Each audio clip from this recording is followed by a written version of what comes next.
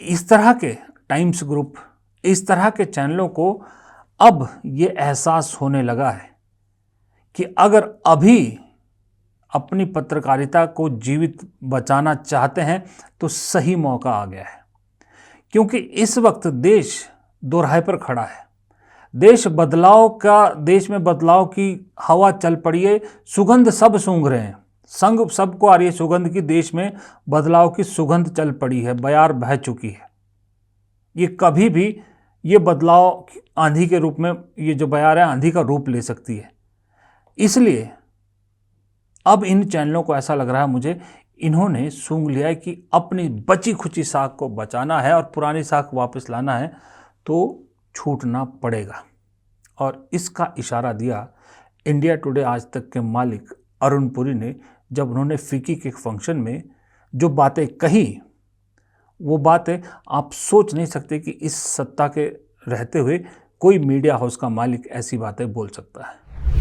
To be clear, I'm not painting the entire industry with one brush. The advertising funding model has against all odds produced some of the finest journalism in India. The Bofors scandal, the 2G spectrum scam, the Commonwealth Games expose, the corona pandemic issues, Manipur, Ukraine war, and many more. These are brought to light by journalists working within this very system. But we must be honest, the space for dissent is shrinking, not because of jackbooted censor, but because of balance sheets and ad sales targets. And today, the problem has taken another form. Excuse me, I'm in a FICCI forum, but I call it the advent of billionaire news channels. We are now seeing the entry of large industrial houses into the news business, for whom news is not a business at all, but it is a tool of influence and access. They have deep pockets, and they are destroying the economic models of the news channels, which will be detrimental not just to profitability, but to good journalism. After all, the currency of news channels is credibility, and their entrance makes the public believe that every channel is a mouthpiece for vested interests. You should also note that today, I would say 99% of news channels lose money. As you can see, the business model is already cracking. But this must be the only business in the world where the industry loses money, but there's still a queue for people who want to get into it. देखिए, अरुण पुरी की बात आपने English में सुना, जो उनका बयान था उसका हिंदी तर्जुमा भी मैं भी पढ़ देता हूं। उन्होंने कहा कि साफ तौर पर कह रहा हूं कि मैं पूरे मीडिया उद्योग को एक ही रंग में नहीं रंग रहा हूं। विज्ञापन आधारित फंडिंग मॉडल ने तमाम मुश्किलों के बावजूद भारत में बेहतरीन पत्रकारिता को जन्म दिया।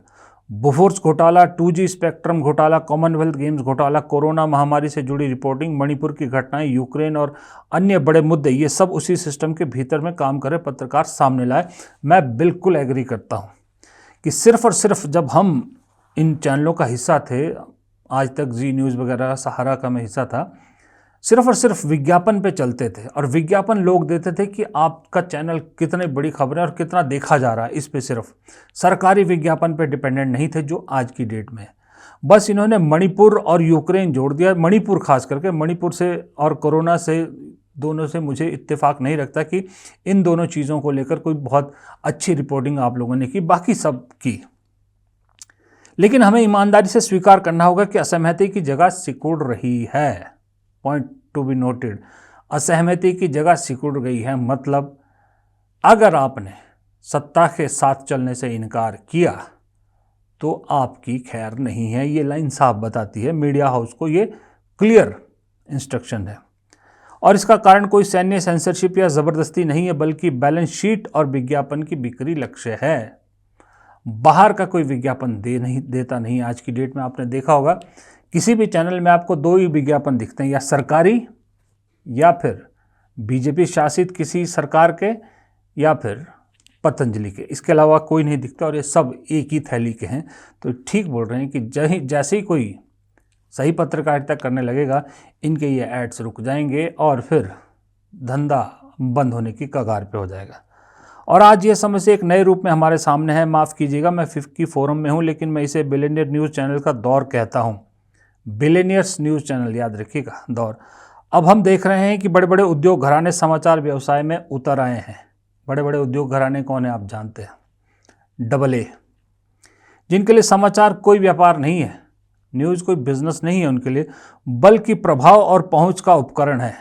सरकार के नज़दीकी प्रभाव और पहुंच का उपकरण है। उनके पास अथाह पैसा है और वो न्यूज़ चैनलों के आर्थिक ढांचे को तबाह कर रहे हैं, जो न सिर्फ लाभप्रदता बल्कि अच्छी पत्रकारिता दोनों के लिए हानिकारक है।